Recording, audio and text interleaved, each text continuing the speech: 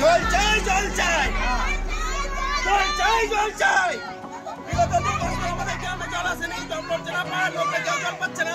জল চাই, জল চাই। মোটামুটি 2 মাস ধরে জল নাই। জলের কারণ যখনই আমরা আসছি এখানে এজেন্ট ম্যানেজার কি করছে, কন্ট্রাক্টরকে দিচ্ছে, কন্ট্রাক্টর দিয়ে খালি পটি মেরে দিচ্ছে।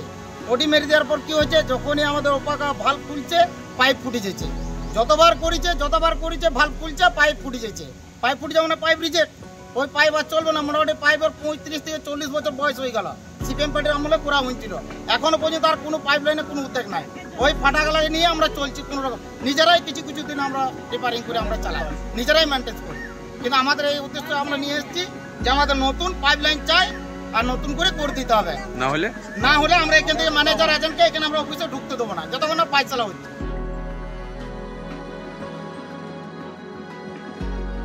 আমাদের পাড়াতে রুইদাস পাড়াতে জলের দরকার। কতদিন ধরে জল নাই? আজ 2 মাস থেকে আমরা জল পাই নাই। কলিয়ার থেকে জল দেয় ওখানে? হ্যাঁ, কলিয়ার থেকে জল দেয়। আজ 2 মাস থেকে আমরা জল পাই না। আমাদের পাইপ লাইন ফেটে গেছে, আমাদের নতুন পাইপ লাইন চাই।